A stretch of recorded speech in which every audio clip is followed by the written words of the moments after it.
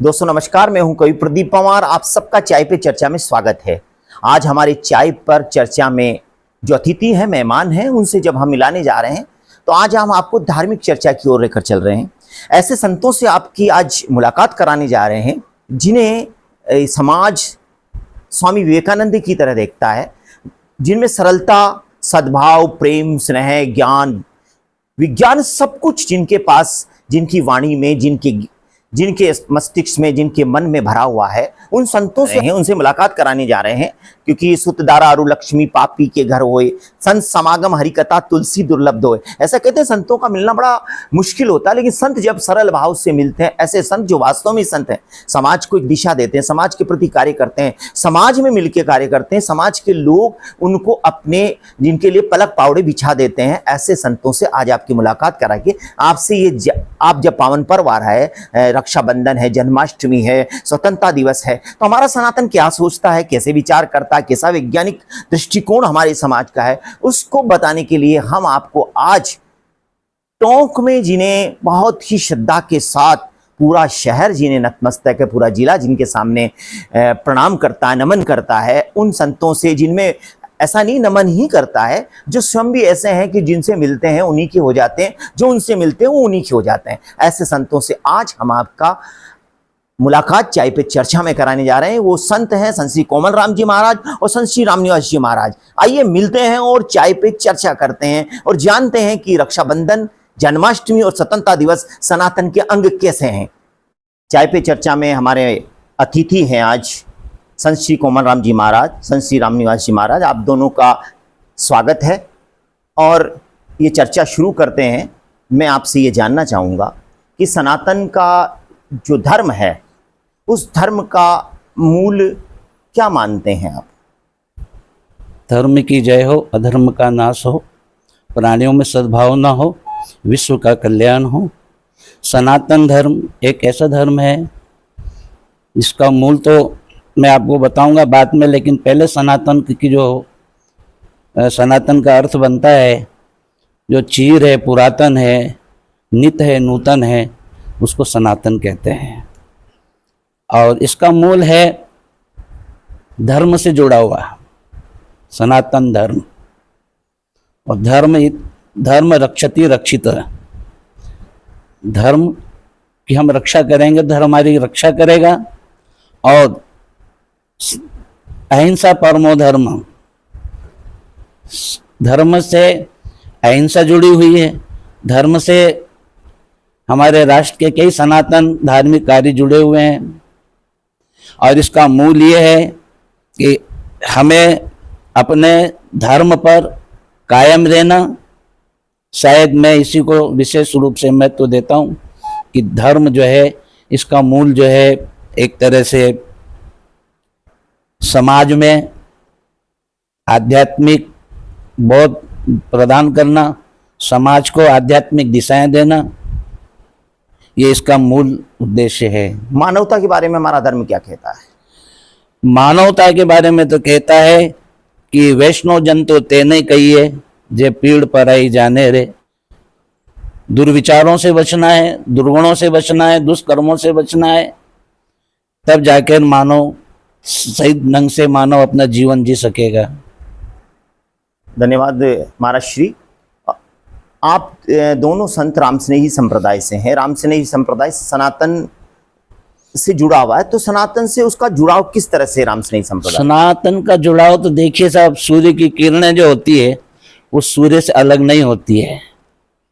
इसी तरह से रामस्नेही संप्रदाय का सिद्धांत सनातन से जुड़ा हुआ है, सनातन धर्म से जुड़ा हुआ है। जैसे हम जिस पानी में जैसा रंग डाल दें वैसी तरह से उसमें रंग आ जाता है। सनातन धर्म भी इसी तरह से जुड़ा हुआ है।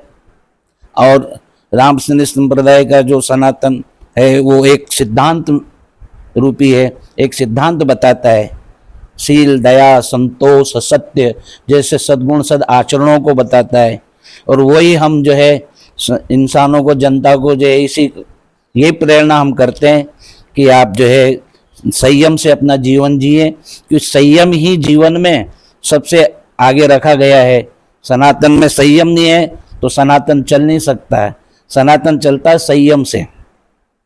अच्छा, नहीं, आपसे मैं ये जानना चाहूंगा, रामप्रश्नायी संप्रदाय और सनातन धर्म में अगर कोई अंतर है, मतलब जैसे संप्रदाय होता है तो उसका एक मूल अंतर होता है कि भाई ये अंतर उससे अलग हटके या उसी की बात को इस ढंग से रखा गया है? अंतर कुछ नहीं है, एक शक्कर है और शक्कर के अनेक पकवान बन जाए, अनेक मिठाइयाँ बन जाती है, उसके अलग अलग स्वरूप होते हैं, लेकिन स्वाद सबका एक है।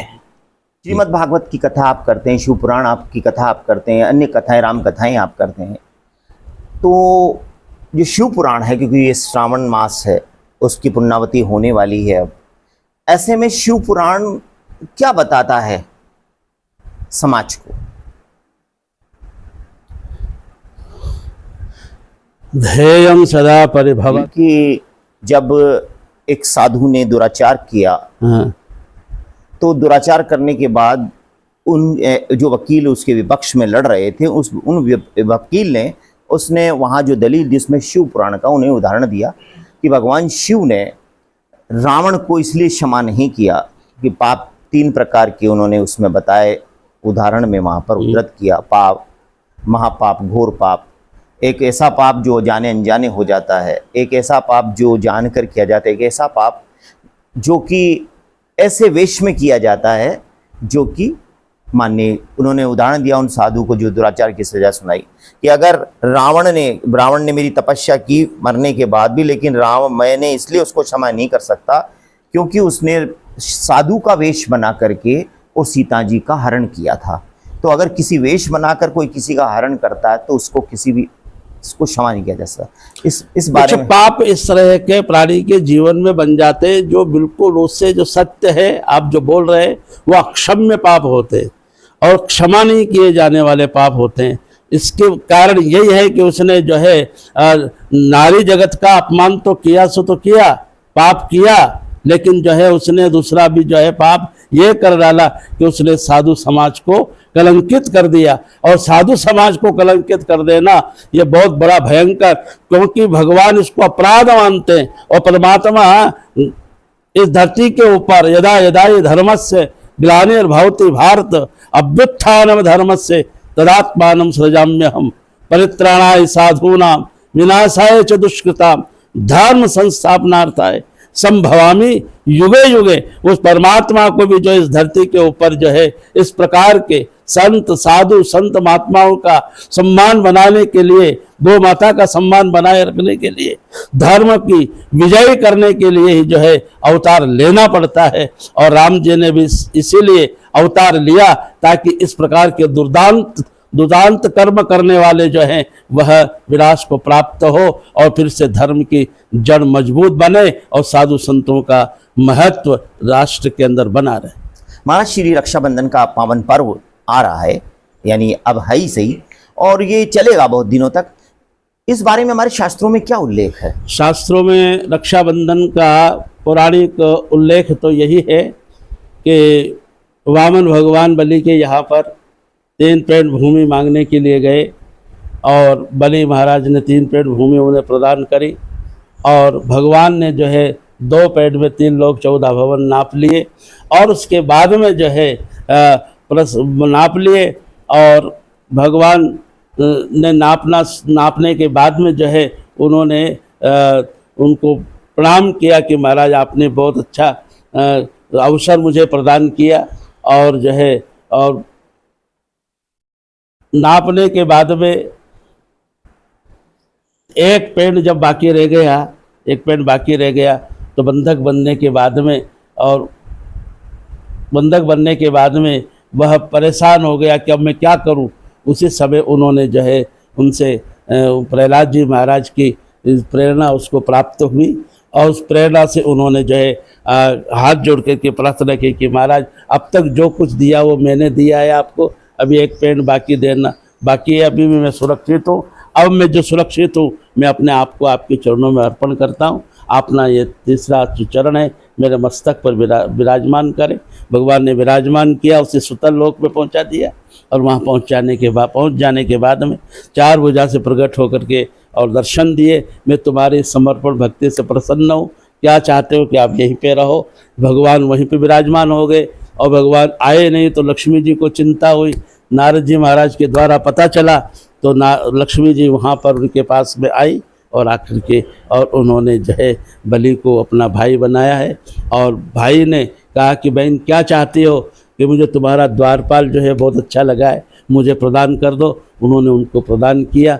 तब से जो है यह रक्षाबंधन का ये परम पावन पर्व उसी समय से जो है चलता आया है और आज भी हमारे राष्ट्र के अंदर इसका बहुत बड़ा महत्व है। यानी 4 महीने वहाँ रहते हैं भगवान? हाँ, भगवान 4 महीने जो है वहीं पर विराजमान रहते हैं, 4 महीने तक। फिर बाद में देव उठनी एकादशी पर जो है वापस अपने स्थान पर पधारते हैं, ताकि हमारे राष्ट्र में सुंदर सुंदर पर्व मनाए जाते हैं। बहुत सारे आयोजन रुके हुए रहते हैं, धार्मिक आयोजन, तो वो आरंभ हो जाते हैं कि भगवान पधार गए हैं। विचारधाराओं में लोग समझते हैं कि देवशयनी एकादशी का मतलब जब देव सो गए, देव सो, ऐसा कहा जाता है। हाँ, ऐसा इससे मतलब ये सो गए तो भगवान जो हैं भगवान विष्णु शयन तो कर नहीं सकते, ऐसा लोग मानते हैं। हाँ, भगवान कुल मिला के शयन इसलिए कि वो पाताल लोग चले जाते हैं, कुछ दिन एकांत हो जाता है जी, यही है इसका अभिप्राय।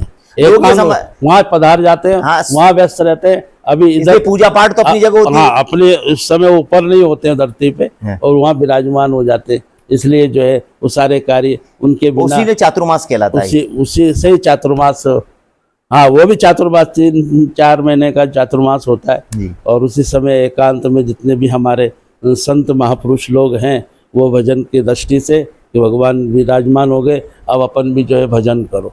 मुख्यतया तो जो है अपनी साधना बल, अपना भजन बल, अपने तपस्या बल बढ़ाने के लिए 3 महीने 4 महीने तक जो है संत एक स्थान पर बैठते हैं और भजन करते हैं। यही देवशयनी का मतलब, यही देवशयनी का मतलब। लोग इसे ये समझते हैं भगवान सो गए तो भगवान किनकी पूजा पाठ? भगवान विराट रूप के अंदर जो है चंद्रमा और सूर्य भगवान के नेत्र माने गए हैं और नेत्र माने गए तो फिर वो आंखें बंद कर लें तो चंद्रमा और सूर्य ही नहीं रहेगा, तो फिर अंधकार छा जाएगा। इसलिए ये मैंने क्या है कि लोगों की जो भ्रांति है उसको मिटाने के लिए आपसे पूछेंगे। महाराज श्री, मैं आपसे ये जानना चाहूंगा कि जन्माष्टमी का पावन पर्व आ रहा है, सारी दुनिया जानती है, भगवान श्री कृष्ण का, केशव का ये जन्मोत्सव है, पूरा विश्व मनाता है, लेकिन इसके पीछे मूल जो संदेश है वो क्या है? मूल संदेश तो यही है कि जब जब होए धर्म के हानि, बाढ़े असुर अधम अभिमानी, जब ऐसे तत्व धरती के ऊपर जब उत्पन्न होने लग जाते हैं तो पृथ्वी भी बहुत आक्रांत हो जाती है और वह भी जो है दुखी होकर के और वजन से, पाप के वजन से, अत्याचार के वजन से जो है वह आहत हो जाती है और वो देवताओं से प्रार्थना करती है। तो देवता सब मिलकर के भगवान से प्रार्थना करते हैं और भगवान श्री धरती के ऊपर आने के लिए सबको जो है वह सचेत करते कि मैं फलाने समय धरती के ऊपर आ रहा हूँ। और भगवान श्री ने जो है द्वापर के अंदर भाद्रवा के महीने में भादवे के महीने में अष्टमी के दिन, भादव कृष्णा अष्टमी, अर्धरात्रि उन्मान, शुभ नक्षत्र सुयोग अति और प्रकट हुए भगवान श्री ने जन्माष्टमी का जो है पावन समय जो है उन्होंने लिया और धरती के ऊपर जो है वह पधारे और पधार करके और दुर्दांत जो अत्याचार करने वाला उस समय कंस व्यक्ति, जो उसने राष्ट्र को आहत कर रखा था, देश को आहत कर रखा था और कितने जो है लोगों का उसने विनाश किया, ताकि उसको नष्ट करने के लिए भगवान ने उसी के ही कारागृह के अंदर जन्म ले करके और फिर जो है वह गोकुल में पधारे और गोकुल में पधार करके और उन्होंने जो है अवतार धारण करके अनेक लीलाएं करते हुए और उसके द्वारा भेजे गए दुर्दांत दैत्यों का विनाश करते हुए आखिरी में जाकर के उन्होंने उस कंस का समापन किया और उसके बाद में उन्होंने और भी देश के ऊपर अत्याचार करने वाले, राष्ट्र में अत्याचार करने वाले दुष्टों का विनाश किया। तो भगवान यही कहते हैं कि जब जब भी धर्म की हानि होती है तो मेरे को आना ही पड़ता है और मैं आऊँगा ही, और ये हमेशा ऐसा होता ही रहेगा, युग युग में मुझे आना है। तो जब उस समय को जिस समय अष्टमी के दिन प्रभु पधारे तो उसका जो है सबने हर्षोल्लास से वो मनाया। तो आज भी उसी समय को, उसी दिन को लोग जो है वह बड़े प्रेम के साथ में जन्माष्टमी मनाते हैं।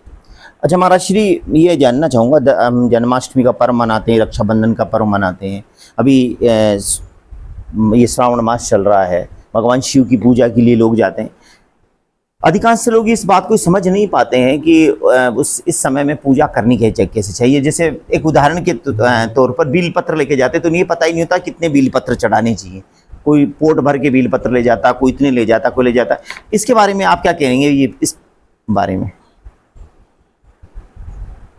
हमारे यहाँ पर कहा गया है कि वैसे स्पर्शम बिल्व पत्रम से सर्व पाप प्रणश्यति। हमारे यहाँ कहा गया है कि बेल पत्र का स्पर्श करने मात्र से प्राणी के सारे पाप नष्ट हो जाते हैं। और बेल पत्र जो है, बेल पत्र एक ऐसा वृक्ष है जिसके जो है जिसके मूल में जो है ब्रह्मा निवास करते हैं, जिसके मध्य में जो है भगवान श्री विष्णु निवास करते हैं, और उसके ऊपर जो क्षेत्र है, ऊपर का जो हिस्सा है, उसके अंदर भोले शंकर भगवान विराजमान रहते हैं। तो उसका तो स्पर्श, उसका छूना मात्र से ही प्राणी का कल्याण करने वाला है। कितने चढ़ाने चाहिए वो? और हमारे यहाँ पर बेल पत्र कई प्रकार के होते हैं, कई प्रकार के। कोई जो है वह 3 पत्र का होता है, कोई 4 का होता है, कोई 5 का होता है, कोई 7 का होता है, 8 का होता है, 11 का होता है। लेकिन जो है हमारे यहाँ जो पल्लव है उसके 3 पत्र वाला जो पत्ता है, बेल पत्र है, उसके चढ़ाने का वैसे बड़ा अच्छा सुंदर महत्व है। उसके ऊपर भगवान के ऊपर चढ़ाना चाहिए, और जो है वह सर्व पापों को नष्ट करने वाला होता है। तो वह आप उसके अंदर 5 पत्र भी चढ़ा सकते हैं, 11 पत्र भी चढ़ा सकते हैं, 21 पत्र भी चढ़ा सकते हैं। लेकिन श्रद्धा भक्ति से अगर एक भी चढ़ा दिया तो भोलेनाथ भगवान जो है वह प्रसन्न हो जाते हैं। ऐसा हमारे यहाँ पर शिव पुराण के अंदर कहा गया है। अच्छा, ये हमारे यहाँ पर महिलाएं और पुरुष जो भी कई जाते हैं, मंदिरों में जाते हैं, वो सिंदूर लगी मूर्तियाँ होती हैं, उन पर भी जल चढ़ा देते हैं। सिंदूर लगी हुई मूर्तियों पे तो जो है ऐसे कोई जल चढ़ाने की ज़रूरत नहीं है, वहाँ तो नहीं चढ़ाना चाहिए। वह अगर किसी का ने अच्छे कपड़े पहन रखे हैं, अच्छा श्रृंगार हो रहा है, और उसके ऊपर पानी डालते तो उसको कैसा लगेगा। इसलिए जो है इसलिए सिंदूर के लगी हुई मूर्ति के ऊपर तो चढ़ाने की कोई आवश्यकता नहीं है। अच्छा, इसके बाद नहीं लगेगा वो। अच्छा, एक ये बात होती है, जब हमारे यहाँ परिक्रमा करते हैं, जितने मंदिर हैं उनकी परिक्रमा करते हैं, तो कितनी परिक्रमाएं करनी चाहिए? परिक्रमा पुराने जमाने हम शास्त्र के में देखते करते हैं, तो परिक्रमा तो जो है 5 परिक्रमा तो मुख्यतया मानी गई है। 5 परिक्रमा तो लगाना ही चाहिए, और वरना जो है 3 परिक्रमा भी लगती, 3 परिक्रमा भी लगा सकते हैं, 5 परिक्रमा भी लगा सकते हैं। और ज़्यादा कोई शरीर में परेशानी होती, एक श्रद्धा भक्ति से तो 1 परिक्रमा भी बहुत होती है। 1 परिक्रमा या 5 या 8, इससे अधिक नहीं। 1 परिक्रमा चाहे 5 या 8, बस इससे ज़्यादा 3 लगा लो। 1 3 5 8, 1 3 5 8, इससे ज़्यादा नहीं लगानी। इससे ज़्यादा परिक्रमा की धन्यवाद आपको। नहीं है। अब हम आ जाते हैं इस तरफ कि अब स्वतंत्रता दिवस का पावन पर्व, जो देश के लिए बड़ा अनूठा पर्व है, 15 अगस्त जो है आता है। हमारा जो धर्म है वो हमें देश से कैसे जोड़ता है? हमारा धर्म, हाँ, हमारा धर्म देश से कैसे जोड़ता है? हमारा धर्म तो हमको ये कहता है कि हमारा देश हमारा है, और उस देश के प्रति हमारी जो है समर्पण की भावना होना चाहिए। हमारे देश का नाम नीचे नहीं होना चाहिए, हमारे देश का सर जो है ऊंचा उठा हुआ होना चाहिए। है ना। और अगर हमारे यहाँ पर यही कहता है कि धर्म का नाश करे कोई मानव, दास को देते ही धर्म मिटाई, और धर्म मिटाया हुआ कहीं मोह, मिटाए न दे सोच के भाई। अगर हमारे देश का, अगर राष्ट्र का महत्व नीचा होता है, सर नीचा होता है, तो वो हमारे लिए, समाज के लिए और समाज के लिए, सबके लिए बहुत ही हानिप्रद होता है। इसलिए राष्ट्र जो है, राष्ट्र की सुरक्षा, राष्ट्र की रक्षा होना बहुत आवश्यक है। राष्ट्र और धर्म दो जो शब्द हैं, तो राष्ट्र और धर्म में से यदि किसी व्यक्ति को कोई धर्म बड़ा मानना चाहिए कि राष्ट्र बड़ा मानना चाहिए? देखो, राष्ट्र और धर्म जो है वह एक दूसरे के संपूरक है ना। राष्ट्र है तो धर्म है, और धर्म है तो राष्ट्र है, और दोनों ही एक दूसरे से जुड़े हुए हैं। और अगर राष्ट्र ही नहीं रहेगा तो धर्म का क्या अस्तित्व, और धर्म ही नहीं रहेगा तो राष्ट्र का क्या अस्तित्व है। इसलिए प्राणी को जो है हमेशा राष्ट्र हित में चलना चाहिए, और राष्ट्र की सुरक्षा, धर्म की सुरक्षा करते हुए अपने जीवन को चलाने का प्रयत्न करना चाहिए। महाराज श्री, आज जो वर्तमान समय चल रहा है, सनातन जब मजबूत भी हो रहा है, यूं भी कह सकते हैं, लेकिन इस समय में रिश्तों में बड़ी दूरियां आ रही हैं, चाहे वो पति पत्नी के रिश्ते हों, चाहे माता पिता और संतान के रिश्ते हों। इसके बारे में आप क्या कहना चाहेंगे? पति पत्नी के जो रिश्ते हैं, उसके अब नाम जो रिश्ते अभी आप बोल रहे हैं, तो वास्तव में जो रिश्ते धीरे धीरे रिश्ते चले जा रहे हैं, है ना, और उनमें विकृतियां भी आ रही है। लेकिन मैं यही आ रही है कि बस आपस में जो है, आपस का जो स्नेह है, प्रेम है, जो समर्पण है, जो भाव है, वो आदमी का धीरे धीरे कम होता चला जा रहा है। पति पत्नी का जो रिश्ता है, उसके अंदर प्रथम तो दोनों को, दंपत्ति को जो है यह विचार रखना चाहिए कि संतुष्टा भार्या भर्ता, भर्ता भार्या तथैव च, है ना। भर्ता, पति और पत्नी एक दूसरे से हमेशा संतुष्ट बने रहने का प्रयास करें, और अगर वो चाहते हैं कि हमारा जीवन खुशहाल हो, आनंदित हो, तो हम एक दूसरे के एक छत के नीचे रह करके एक दूसरे को समझने का प्रयास करें और संतुष्ट रहने का प्रयास करें। और मन में अगर ये कल्पना हो कि हम स्वर्ग जैसा आनंद प्राप्त करें, तो जिस घर के अंदर पति और पत्नी एक दूसरे से संतुष्ट रहते हैं, तो उनका घर ही स्वर्ग बन जाता है। उनको मरने के बाद में किसी स्वर्ग की कामना नहीं रह जाती। उनको चाहिए कि अपने मधुर संबंधों से अपने घर को ही स्वर्ग बनाने का प्रयास करें। महाराज श्री 3 पर्व एक साथ आ रहे हैं, रक्षाबंधन, जन्माष्टमी और स्वतंत्रता दिवस। आप इन तीनों पर्व पे क्या संदेश देना चाहेंगे? रक्षाबंधन है, जन्माष्टमी है, और सुंदर जो है स्वतंत्रता दिवस का जो पर्व है, इस पर्व के ऊपर जो है हम इस चाय की चर्चा में आपके सामने सारी बात चल रही है, और हमारे प्रदीप जी इस कार्यक्रम को शूट कर रहे हैं। चाय देवता कप नारायण, चाय देवता कप नारायण, और तस्तरी हरि की काया है, और भरे केटली पे हाथ पड़ गयो तो जाने गंगा जी में नहाया है। या ऐसा जो है, ये चाय की चर्चा के माध्यम से हम आप तक के बीच में मध्य में पहुंच रहे हैं।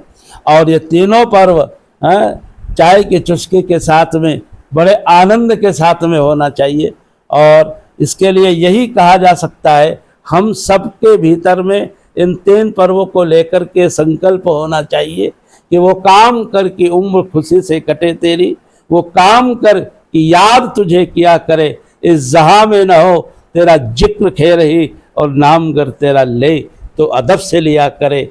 इबादत है किसी नासाद को फिसाद कर देना, और इबादत है किसी बर्बाद को आबाद कर देना। खिलाना रोटियां पानी, पिलाना भूखे प्यासे को, किसी मुफसिल पड़े बीमार को जाकर दवा देना, किसी बेवा से जाकर पूछना क्या हाल है तेरा, अगर वो दुख से रोती हो तो दुख उसका मिटा देना।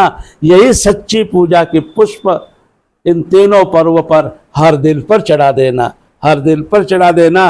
अगर ऐसा संकल्प आपका हमारा रहा तो चाहे हमको कितना ही जीवन मिले, इबादत है किसी नासाद को फिर साथ कर देने का। ये सिद्धांत हम अपने भीतर में रखें और जिंदगी ऐसी बना, जिंदा रहे दिन साथ तो, और जब न हो दुनिया में तो दुनिया को आए याद तो। ऐसा जो है संकल्प हमारे भीतर में बनेगा तो ये आज आपके मध्य में आने का ये मेरा जो आपसे निवेदन है वह अब साकार होगा, सिद्ध होगा। ये मैं आपसे कामना करता हूँ और आप सबके लिए अभ्युदय की कामना करता हूँ। आपके व्यापार में, आपके व्यवसाय में भगवान जो है वह उत्तरोत्तर वृद्धि प्रदान करें।